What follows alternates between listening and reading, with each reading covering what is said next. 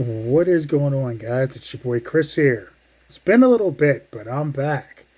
Um, gonna do a quick video. Please forgive my voice. It's kind of going as I'm doing this.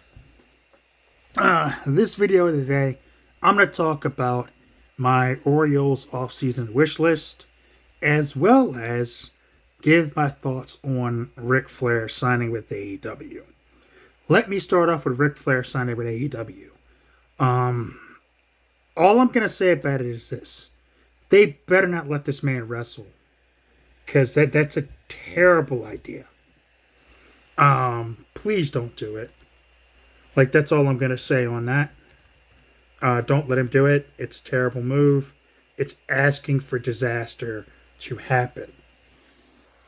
Straight up. It's hypocritical of Tony Khan to have signed him in the first place, given the shit he said about about Tony Khan, or what Tony Khan said about Vince. But a 2-year deal for this guy, I don't know why you would do that. I don't know why you would do that. I don't see it ending well, because it probably won't. Because he is a dumpster fire of a person, and he always has been, and that's pretty much all I got to say about that. The dude's still living like he's in 1984. It's 2023. You're 74 years old. Go home and be like a grandfather or whatever the fuck, man. Just stop this shit. Like, no one... And for anyone who's saying, like, oh, it'd be great to see him wrestle, he's got a pacemaker and a colostomy bag. He has no business being in a fucking wrestling ring. But I saw that he's saying that he got cleared to wrestle. So, I don't know why you would put him in that situation, but they're going to do it. I guarantee you Tony Khan's dumb enough to fucking do it, which is why he signed there. So, that's that. With that all said, now to hit to the main event of this video, my Orioles off-season wish list. It's pretty simple. We need another start, a viable frontline or top of the rotation starter. Note, we've got Kyle Bradish, we've got John Means, we've got Grayson Rodriguez, we've got Dean Kramer. That's a good, solid 4-man rotation. I think Tyler Wells, who was in the rotation last season, is better suited to come out of the bullpen. Yes, you've got D.L. Hall, who could also start. You've got Cade Povich and Justin Armbruster coming up in the minors, as well as, I can't remember the other guy's name, coming up in the minors, who are almost ready to come up. But they may need some more seasoning at Norfolk. So, you need one more high-end top-line starter. So, here are a couple of my picks for that. One of them is a guy that a lot of people aren't talking about, and that's Sonny Gray, who pitched last season with the Twins. 33 years old. Now, he had a .500 record at 8-8. But he had an ERA of 2.79 and a 5.3 WAR. 184 innings pitched. Walks, hits per innings pitched of 1.147. That's not bad. He would be a solid guy to put in between your Bradish and your Means, or your Bradish and Means and your Grayson and your Kramer. Like, he'd be a solid 3. Let me look at another guy here, because I got a couple of guys that I'm looking at that I would want to bring in. So Sonny Gray's one. Another one, he's going to cost a little bit more, but it's Blake Snell. Obviously, 30 years old, 14-19 record last year, 2.25 ERA, 6 WAR, 180 innings pitched, 234 strikeouts, and 1.189 walks and hits per innings pitched. Now, he's probably going to win the Cy Young in the National League for the Padres. He was phenomenal last season. He's probably going to command a ton of money. But I would go for him. The guy that I don't think that we're going to get, but I would still make a move for him anyway,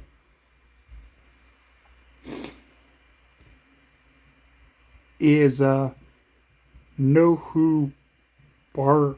I'm probably saying the guy's name wrong, but Yamamoto, the Japanese pitcher. He's got like 4 or 5 pitches, has great control. He's younger than most of the guys that are free agents. He could fit in well with a young team like the Orioles. I would go for him in this case. But that's just me. I don't have his stats on here in Baseball Reference because I can't find them. It is what it is. Another guy that I'm looking at, and let me find him. It's going to be a bit of a dark horse, but he's a guy that I would be looking at. And that's Kenta Maeda. He's a little bit older. Coming up for Tommy John. Made 20 starts last season. Now, he did finish 6-8 with a 1.1 WAR, 104 innings pitched, 117 strikeouts, and a 1.169 whip. Not bad. He'd be my dark horse middle of the rotation guy. Kenta Maeda has always been a solid pitcher, so he's a guy that I would kind of take a chance on. Maybe give him an opportunity here and see what you can do with him. But he'd be a guy that I would pick. Bear with me 1 second. My nose is running here for some reason. Sorry about that. Another guy that I'm looking at, obviously, and this is a guy that I think everyone's looking at, and that's Jordan Montgomery. Now, last season, went to Texas, helped them win the World Series, was a big part of that team. 10-11 record, 4.1 WAR, 3.20 ERA, 188.2 innings pitched, 166 strikeouts, 1.193 whip. Obviously, 30 years old as well, same as Blake Snell. Blake Snell would be the guy I would pick over him slightly, but I would take Jordan Montgomery because it adds another lefty to the rotation. Another guy that I'm looking at is, now his year was kind of awful, but it's Lucas Giolito. Now, his overall career numbers are kind of eh. His season last year was kind of eh, especially after he got traded from the White Sox to the Angels and then got put on waivers and picked up by Cleveland. Now, 4.88 ERA, 8-15 record, 1.6 WAR, 184 innings pitched, but 200 strikeouts and a 1.31 whip. Strikeouts, he's a good strikeout guy. I would take him on. I would give him, he may want a 1 year prove it, but I'd bring him in. He's only 29. He's probably the youngest guy on this list right now. So there's a guy I would take a look at. Now, here's the one that everybody on everybody's wish list, and that's Shohei Ohtani. Now, he's not pitching next season, obviously. He's not pitching next year at all. He's going to be a DH type guy all year. There's no chance of him coming here. He wants to stay on the East Coast, on the West Coast. So he's probably going to sign with the Dodgers or the Giants or the Mariners, or possibly re-signs with the Angels. Who knows? But he doesn't want to play on the East Coast. He was on his way to having an MVP type season last year. What he does at the plate and what he does with the bat is insane. But there's no chance of him coming here. But if I had to wish for a guy, there's a guy I would wish for. And the last guy on my list is Two other guys. There's Eduardo Rodriguez, 13-9 record, 30 years old, 3.5 WAR, 3.30 ERA, 152.2 innings pitched, 1.15 WHIP, 143 strikeouts. Now, former Orioles prospect before we traded him to Boston, wants to play on the East Coast. This will be a guy that I would try to bring home if possible. This would be that guy. He would be the guy that if we could get him to come home to Baltimore, I would bring him in. But he's that guy. He's the guy, the perfect fit for this team, where we're at, and what we need. Another guy that I'm looking at is Aaron Nola. Aaron Nola is another one. 12-9, 4.46 ERA, 2.1 WAR, 193 innings pitched, 202 strikeouts, 1.15 WHIP. There's another guy I'm looking at that I would say, his ERA is on the high side, but you got to look at his postseason, and he was phenomenal in the postseason for the Phillies. So you got to look at that. Now, here's a guy that I'm looking at that I'm not so high on. I'm just not. I'm not sold on him. And that's Michael Lorenzen. 9-9 record, 4.18 ERA, 2 WAR, 153 innings pitched, 111 strikeouts, 1.20 WHIP. I'm not sold on Michael Lorenzen as much as a lot of people are. And he's 31. I just don't see it. Now, could he be something special? Possibly. Am I sold on him? Not really. Another guy that a lot of people are kind of looking at is Marcus Stroman.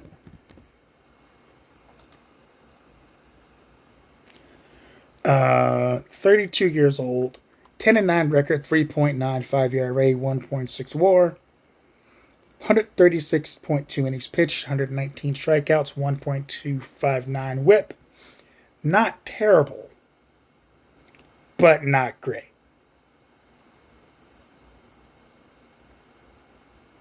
So there's that. I don't know if I want Marcus Stroman.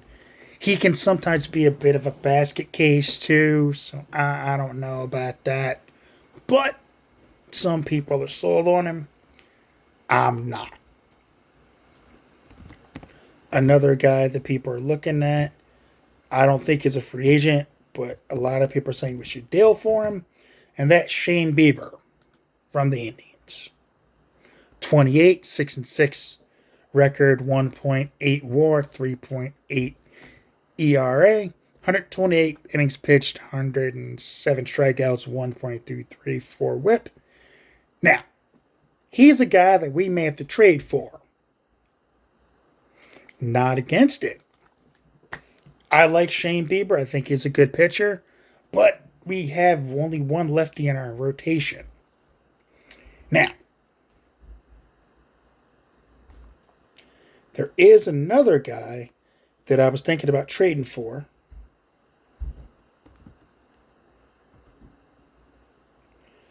And he's with the Brewers. I cannot remember that guy's name. Not Woodruff. Not Woodruff, because he's going to be out most of the year. But it's the other guy. Where is he? Batting. I can never remember his name. Corbin Burns. There he is. Corbin Burns. Now, 29 years old, 10-8, with a 3.6 WAR, 3.39 ERA, 193.2 innings pitched, 200 strikeouts, 1.069 WHIP. Now, there's a guy that I would take in a heartbeat. I would trade for him today. But with Brandon Woodruff out for the season with Tommy John surgery, will the Brewers deal Burns? That is the burning question. Also, what would you have to give up to get him? Because he's an ace-type pitcher. So I'd be willing to trade a nice package of prospects for him. I'm not trading Jackson Holliday. You're not getting Jackson Holliday if you ask for him. I'm hanging up if I'm Mike Elias. I would send a nice package of prospects to the Brewers for him. I am a reasonable person. The next guy on my list, and these are guys in Seattle. Let me look up the Mariners here. Because there are quite a few teams, or quite a few pitchers on that team that I want.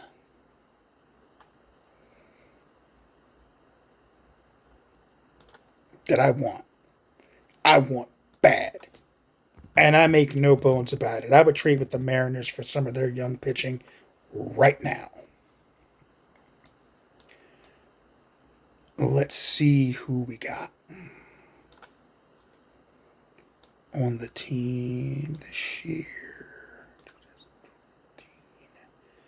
Let's look at the roster.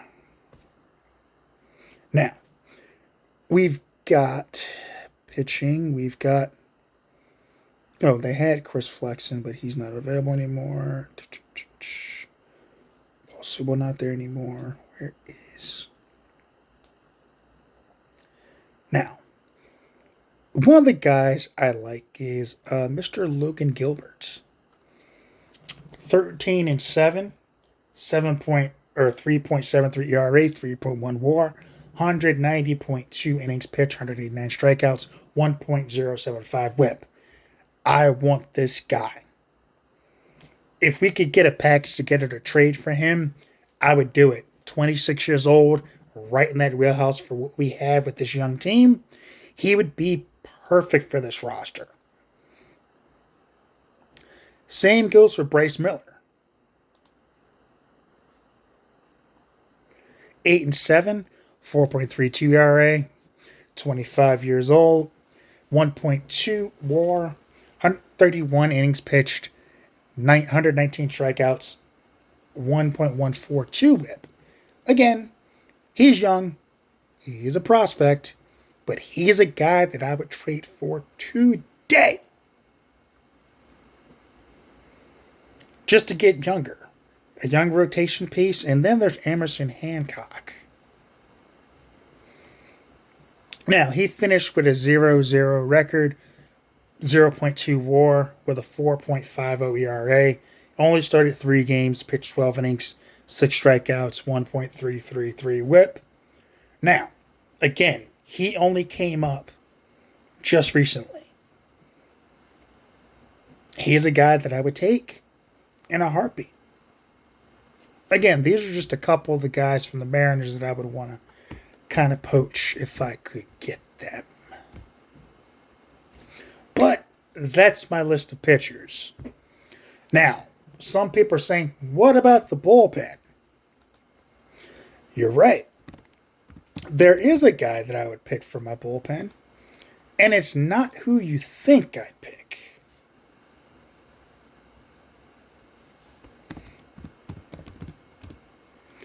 It is Hector Neris. 6-3 record, 2.5 WAR, 1.71 ERA. Had 2 saves last year. Got into 71 games through 68.1 innings. Had 77 strikeouts and a 1.054 WHIP. Now, why would I go for him over Josh Hader? We don't necessarily need a closer. We have guys who can close. We have Nick Vespi in the minors. We have DL Hall who could close with his stuff. We have Tyler Wells who could come out of the bullpen. We've got Yanier Cano who can come out and close. And if we can convince him to come back as a reliever, we have one guy that I would bring back in a heartbeat, and that is Mount Fuji himself, Shintaro Fujinami. Now, on the outside peripherals, his numbers are bad. 7-8, 7.18 ERA. Only started 7 games with counting the 64. Had 2 saves, 79 innings pitched, 83 strikeouts with a 1.494 whip. Now, I know what you're thinking. Why would you bring back a guy with a 7 ERA? He had to adjust to a whole new life in America, coming over from Japan and starting out in Oakland last year. And then, a week before the trade deadline, he gets traded to Baltimore.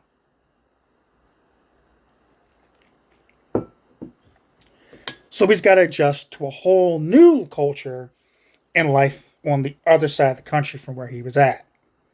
Different time zone, all that stuff. It can mess you up really bad. Now, if you look at his numbers on the peripherals, just looking at the numbers, stats here, you're seeing one thing.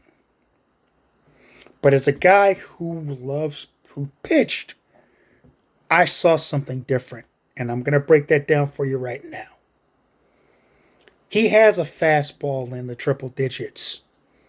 He can throw it at gas at up to 102 miles an hour. You can't teach the heat like that. You can't teach that fastball. You can't teach it, but you can get him to harness it.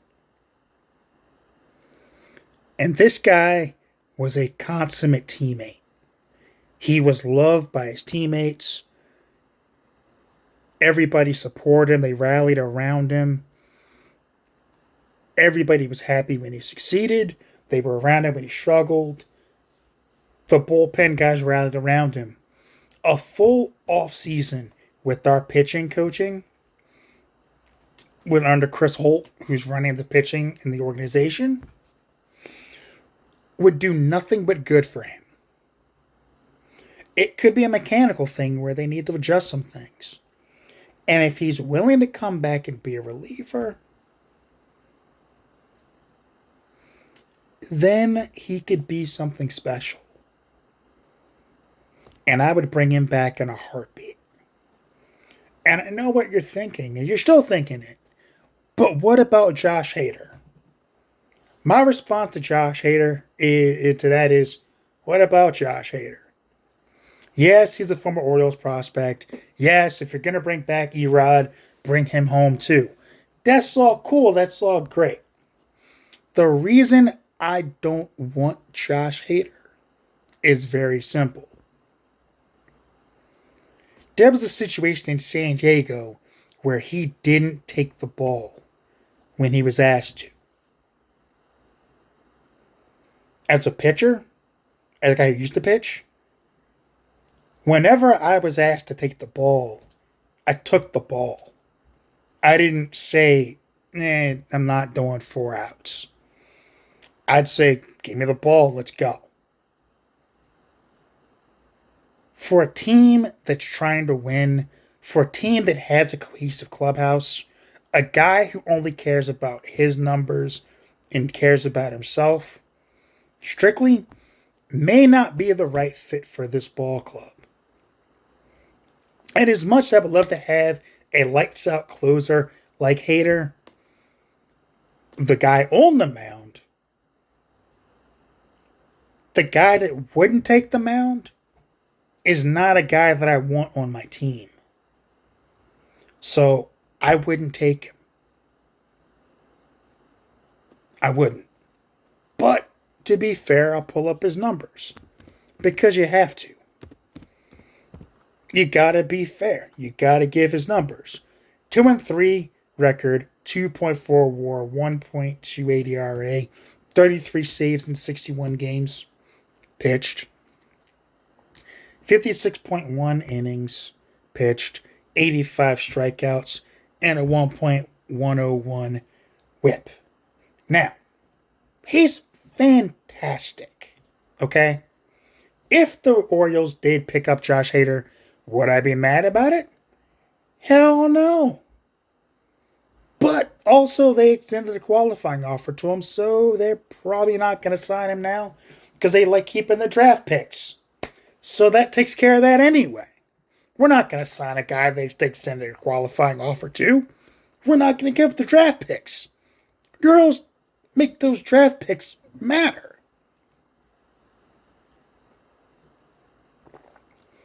That's how we got our future Rookie of the Year this year in Gunnar Henderson. You know what I'm saying? It's not gonna happen, bro. Doesn't mean we don't like Josh Hader. It just means that we're not gonna bring him in. We're not. Okay? The Orioles aren't gonna do it. Not if they're losing the draft pick if they sign him. Especially a first round pick. They're not gonna do that. So there's my thoughts on my free agent wish list.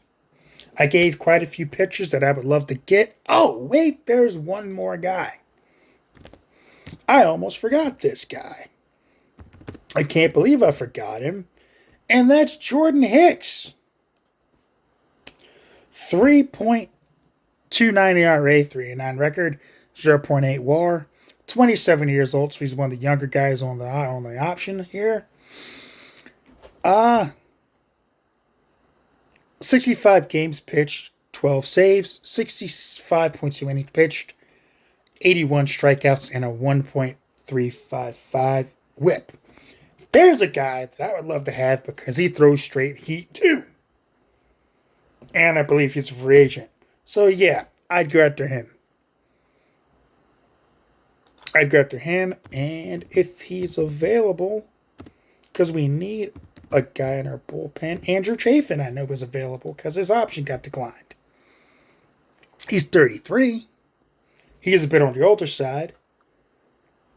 3-4 with a 4.73 ERA, negative 0.2 WAR, 63 games pitched, 8 saves, 51.1 innings pitched, 63 strikeouts, and a 1.422 whip. So the numbers aren't great, but I think he would be good in our bullpen as a veteran guy. So there's my thoughts. That's the last guy I'm going to bring up here. That's who I think we should get. There's my picks for our roster for the offseason.